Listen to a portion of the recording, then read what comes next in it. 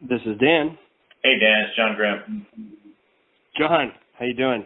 I'm whooped, but Oh yeah, long day at work. yeah.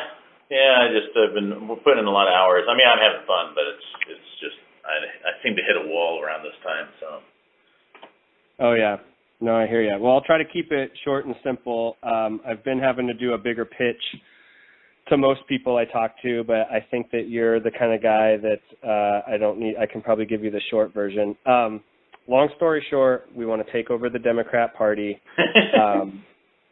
They only have currently 21 out of 70 precincts filled. I was wondering when you said that. I was thinking, I bet that's what the plan is. So how are the new precincts split up? Because all the redistricting, didn't that just get finished? Yeah, but I've got the maps, and there's a group of us working on this, and I know it was tried in 2014, and was actually decently close with a much smaller effort. And this time, I think we're going to do it. I've got all the tools and the right people, and we already have like 25 people committed to do it. And we're going to do a bum rush on Thursday and Friday so that our people are on the ballot and theirs aren't. And then they're going to have to spend the next 2 weeks scrambling up. When's the cutoff date for the filing?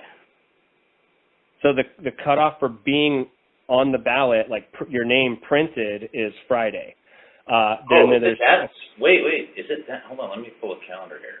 The 11th. For some reason I was thinking it was later, but no, that's right, the 11th. Yeah, so that's to be on the ballot, and then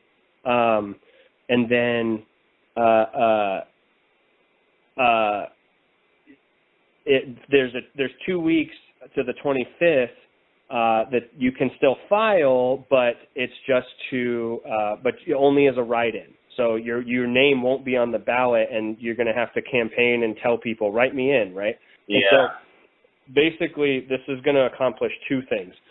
Number one, regardless of what happens, we accomplish forcing the Democrats, the liberals here, to stay in their lane. We force them to spend a ton of time, money, and volunteer resources.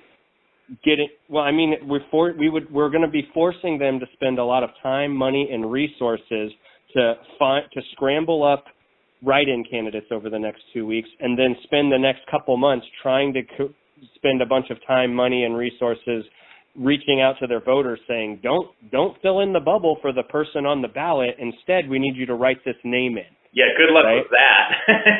Right? So that's right. That's why we're doing it like we are, so that we can have our people on the ballot, and then they won't.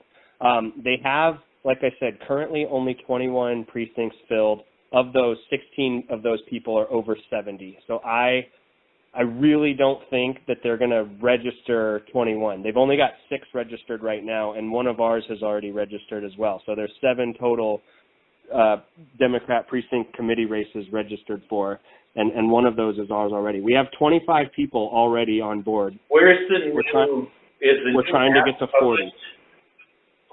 What? Are the new precinct maps published?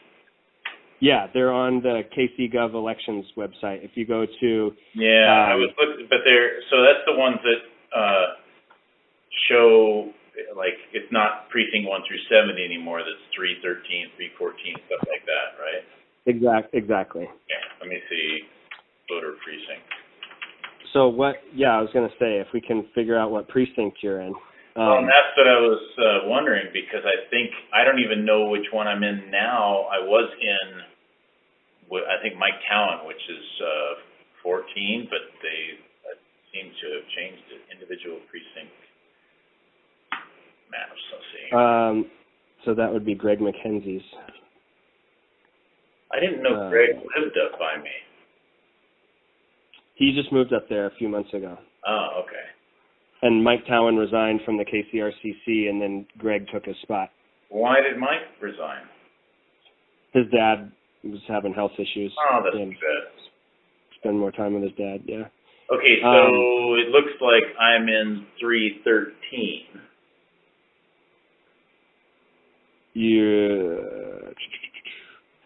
So you're up 313. Oh, that's big. You're up. Yeah. You're out. You're sure you're in 313? Yeah. Yeah, we're on Rimrock, north of Lancaster. Okay.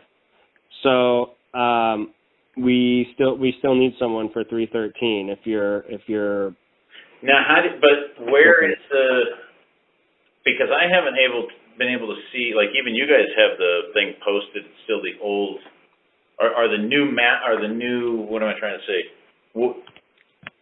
Like, how would I know that 313 is empty? Is that list somewhere? For the Democrats? Or so they don't. Nobody has registered in 313 yet. Oh, okay. I'm as of last night. I guess what I'm more curious about is if you were, like, say for instance, Mike Towan, he lived in what's now 312. So what happened when they redrew it? How did they decide who got a seat? Oh, well, that's the Republican. Every 2 years during the primary, these precinct committee races reset the parties. Oh, okay. So these new districts haven't taken effect yet. No. They don't take effect. Gotcha. Okay. Yeah. They'll take effect as basically May 18th is when they take effect. Gotcha. Okay. The day after the election. Yeah. Okay. So do you have anybody? This is a side thing. Nobody's having to run against each other, are they? No. I mean, if we end up with two running on the Democrat as Democrats, it doesn't matter. So be it. It doesn't matter. It's a win-win. Yeah. Right. And so this is what's great, right? The Republicans have a closed primary. So the only Republican votes we're actually losing are those that would be part of this plan.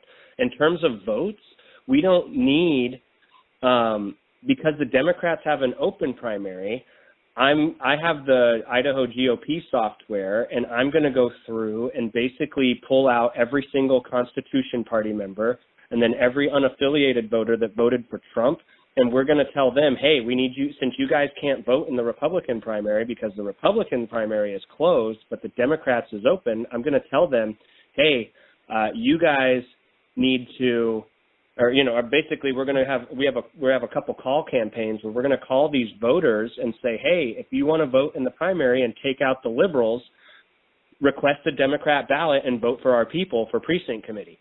So we don't even need to try to convince any Democrat voters to vote for us or have anyone cross over. We just need to go get the Constitutional Party people, the Libertarian Party, like all the registered Libertarians and Constitution parties, and then all unaffiliated that voted for Trump. And I have that data, so I can call those people. So where are you now? I've just realized you're 509 area code. Yeah, I've had the same phone forever. I live in Coeur d'Alene. Oh, okay. I got you. Huh. Yeah. So yeah, would love to get you on the roster if you're open to it. I mean, we're gonna hit 30 probably by tomorrow, maybe even by tonight. Smokes. And I think we can hit 40. You said this was tried once in 2014. I don't remember seeing that in the news, but. I mean, Well, back then, nobody cared back then. It ended up being, the final numbers in 2014, we had 11 Patriots run as Democrats we had 12 Patriots run as Democrats and 11 Democrats run as Democrats. And the Democrats were able to, I think only like 4 had registered, like actual Democrats. And then once the roster came out after the filing period closed to be on the ballot, the same thing was going to happen this time. They looked at it and went, oh shit, there's a bunch of conservatives running as Democrats. So then they scrambled up write-in candidates and ended up with 11 total. And they were and then all the guys that had done that at that point, they took their foot off the gas. And the Democrats spent like a couple months communicating to all their voters, hey, you need to write this person in, you need to write this person in. And they ended up winning barely. Oh, they had enough. They focused on enough of the write-ins. Okay. And they specifically went for write-ins in the precincts where the Patriots were running as Democrats, and so that they could have a challenger. And so they went, and then they won, like their races were like 10-7 and 12-9, like how they won. So and they did zero effort. So that's why I'm saying I know we can do this. Well, because do you have enough people like for the phone things and all that? Who all's working on it? It sounds like we've got a group of at least 6 right now, and I bet we can recruit more for this. And they're all Central Committee people? No. Oh, okay. No, most of them are not, in fact. So. Wait. I misspoke about the organizers on this. No, it's me and a couple guys. One of them's on the Central Committee, but the others are not. I gotcha. Okay. So I'm wondering how this is going to look. Is anyone? What are the repercussions? Oh, who cares? They're going to attack. This is going to be national. If we pull this off, this will be national news, and it'll probably be national news before we pull it off. They're going to come after us hard. But the brilliant thing is do you know Dave Riley? That name is familiar. He's the one who ran for Post Falls School Board in November. He lost, but there was a national media campaign smearing him and calling him an anti-Semite. Oh, yeah. Okay, yeah. Right. So he's doing it, and he would be the chair. They would make him? We would vote. The people that do this, the plan is to vote Dave in as the chair of the Democrat Party. So the guy that they call racist, anti-Semitic, Holocaust denier Dave, that same guy would be the chair of the Kootenai Democrat Party.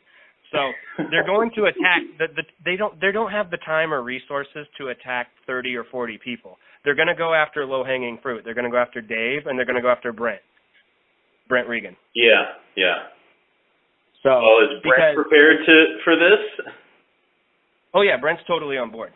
Okay. He's not involved because he can't be really, but he's totally on board. Why can't he be? Well, because he's got to worry about winning the chairmanship of the Republican Party again. Oh, okay. He's got his own thing to deal with. Okay. Oh, yeah. He's got to make sure he stays the chair and keeps everything he's built. Well, yeah, no, I'm just because it's gonna bring down a ton of heat, I would imagine. I just hope he's ready for it. Oh, Brent gets attacked by the national media all the time. He doesn't care. Oh, okay. So, yeah, no. So this is the team that can do it. We're going to keep our foot on the gas pedal and go get voters and make it happen. That's why, like I said, I'm confident we can pull it off with 30. Oh, no kidding. I mean, just the numbers. You said they've only got 21 out of, is it still 70 seats or? It's up to 73 now. There's going to be 73 now. But, yeah, I mean, there's no way that all 21 of those are going to register. There's no way. No way, One of those guys is 88 years old. Like, 16 out of 21 are over 70. There's just no way they're all going to register. There's no way. So I'm thinking they're probably going to come in around 15. And does it ever, when you say they're 88 and 70, I think, how is it within anyone with that kind of life experience would be a Democrat? Obviously, maybe they grew up wealthy or something handed to them. I never can understand that. I don't know, but the all I know is that we have the team to do it, and I am 95% confident at this point that we're going to do it because we've already got 20. We've already got 25. Yeah. So if we can get to 40, I think it's game over. Okay, so one thing I told my wife is I would make sure I ran stuff by her, you know, if I was going to get involved in any political stuff. But how far do you plan on taking this after the election and voting? And who is, you know, Dave Riley is going to be the chair? Right. So this is the great part. It's such a low commitment from you. I mean, if you wanted to help campaign for yourself, you could, but you don't need to. We already have the call teams, like I told you. So we're basically going to, the strategy, and this was actually from Brent himself. The strategy is to vote Dave Riley in as the chair, and then Dave Riley, someone make a motion that Dave Riley can spend the money, and we'll take whoever is willing to stay a Democrat for a couple of years, because it really doesn't I got to matter. tell you, that's the most distasteful part of this thing. Right, totally. Yeah, no, I get this. Anyway, it doesn't matter because the next primary is not for 2 years. Yeah, no, I got you. You know what I mean? So yeah. But anyway, so let's just say we have like the executive board will basically vote in Dave and the executive board, and then Dave is the one as the chairman who calls meetings, and so there won't be another meeting for 2 years. And what were you saying about the money? So the executive board can vote to spend the money. So he can just spend the money, and then he's going to revamp their website, and he's going to take donations and spend that on conservative causes, and then also we'll control all of their communications. We'll control their website, their blog, their social media, all of it.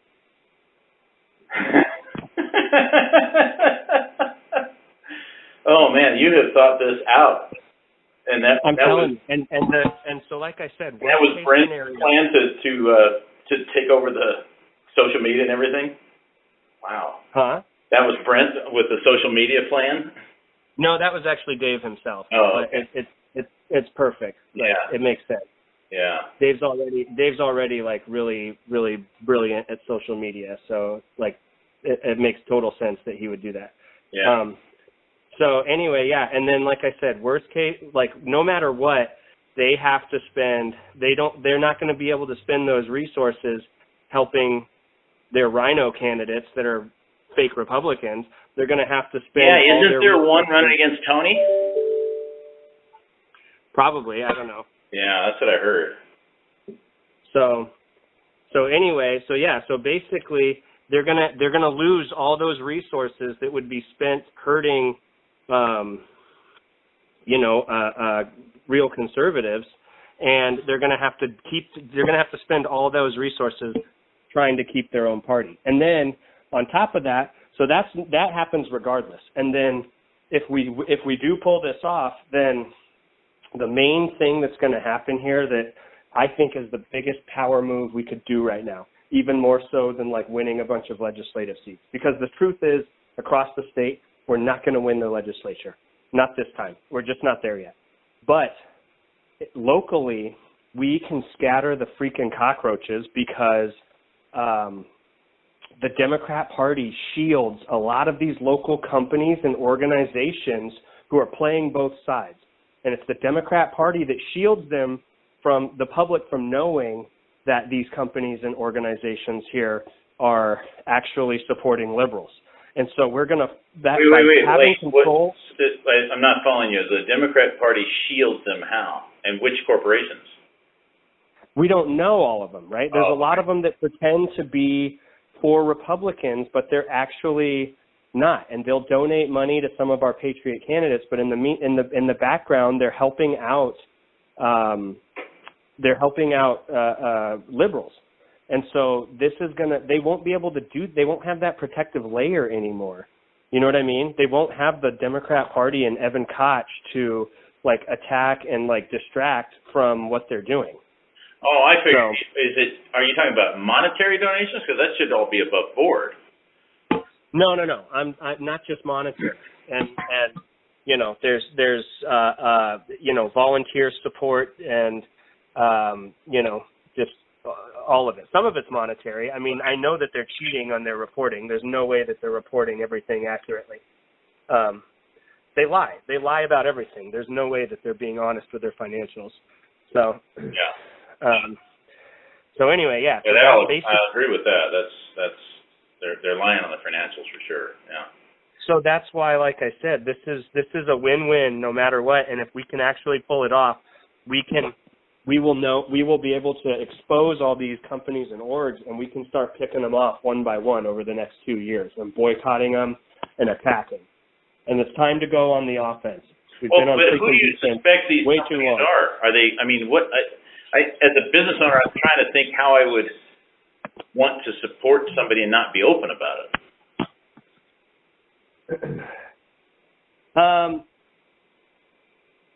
What do you mean? Well, I guess I don't really follow you how if a company is donating to a Patriot candidate but secretly helping the Democrats. Right, like it could be something like, here's a great example, okay? Like in this last election, there was all of a sudden these random nonpartisan groups that popped up, right? Doctors, Kootenai doctors and Kootenai citizens for experienced officials, right? Experienced, whatever. These, and obviously, like to those hardcore patriots of us, we know, right? But we're not the average voter. The average voter, even here, even the ones that vote with us, are uninformed.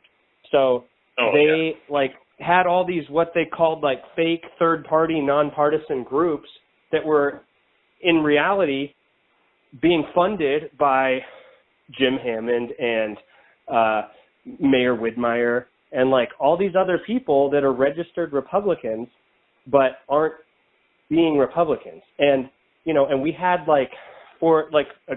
another great example is both Jim Hammond and Chris Filios are on video thanking the Democrats for helping them win. And it's like, we don't know, like what all did they do for Chris Filios? We don't even know. We just know that they helped. And here's another thing, like the Democrats put out their sample ballot, like the KCRCC. Yeah. In November. Every single one of the people they endorsed are registered Republicans. What?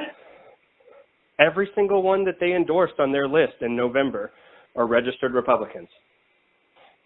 How is that? Because they didn't have anybody on their own party? Well, I don't understand that. Well, that's because all the city races are all nonpartisan. Yeah. Okay. So it was just the city. I mean, what did they do for the county races and stuff? Well, they're helping rhinos. That's my whole thing. Like Chris Filios, he's a registered Republican. Gotcha. Okay. He's on video thanking the Democrats for helping him win. Yeah. Right. And he's in a partisan race. So that's just proof that they're not real Republicans. Yeah. And so just because like he's thanking them because of all their efforts, and we don't even know all their efforts. We just know that they helped him because he's stupid and someone leaked the video. Yeah. Yeah. So, hold on. Give me. The dishonesty is the problem, right? That's the whole thing. And there's nothing dishonest here. We're not hiding. We're just being strategic. Well, give me 30 seconds, John. Say again? Give me 30 seconds. Okay, sure.